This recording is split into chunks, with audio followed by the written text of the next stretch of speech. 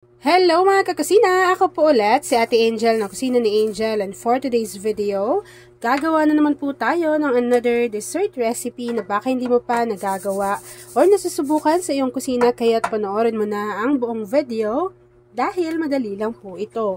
So una, naglagay po tayo dito ng 1/4 cup ng sugar. Tapos po yung apoy natin sa ating kalan ay sobrang hina lang.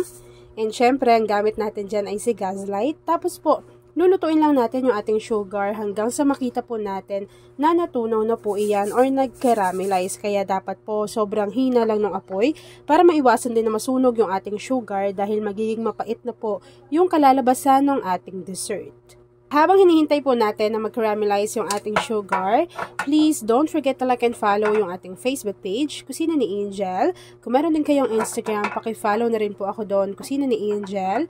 At kung gusto mong matuto pa ng iba pang mga recipes o kaya naman gusto mong mag-share ng mga niluluto mo everyday, pwede kang sumali sa ating Facebook group. Andyan lang po yan sa ating Facebook page. And kung saan ko nabili yung gas light na yan, ilalagay ko yan dyan sa ating basket. Check nyo na lang kung magkano para masubukan nyo na rin po si gas light. Sobrang ganda po ng product nila. Ang dami ko na yan, pero gusto ko ngayon gamitin talaga yung color white. Matagal din maubos yung gas nila, in fairness. At ayan na nga mga kakusina, nag-caramelize na po yung ating sugar.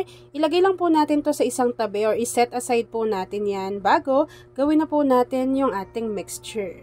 Habang nakaset aside yung ating kinaramelize na sugar, kakailanganin po natin dito ng 1 cup ng glutinous rice flour.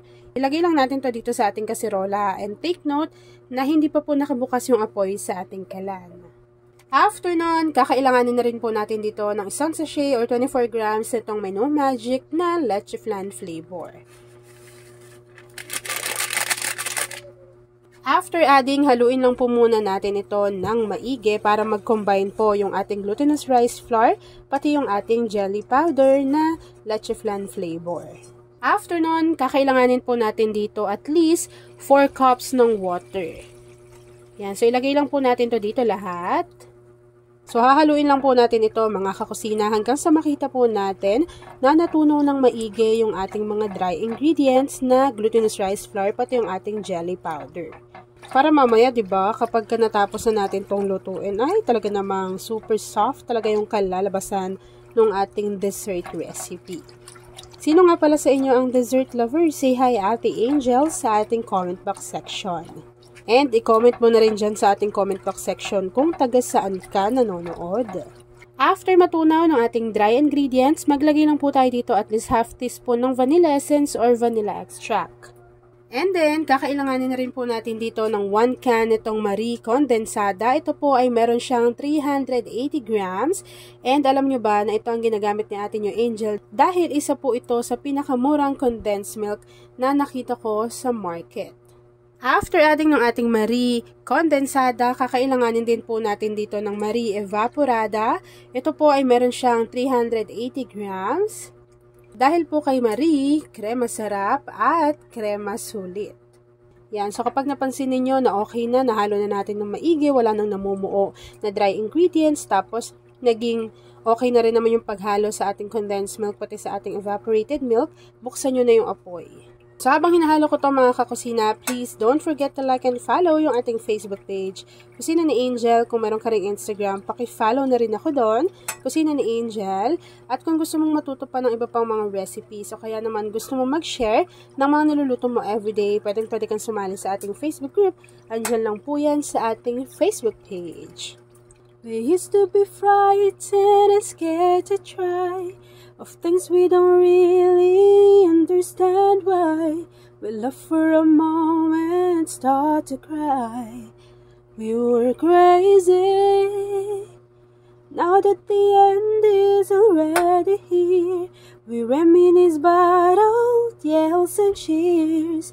Even if our last race will never clear. Farewell to you, my friends. We'll see each other again. Don't cry, 'cause it's not the end of everything. I may be miles away, But here's where my heart will stay with you. My friends, with you. With you, my friends. With only you.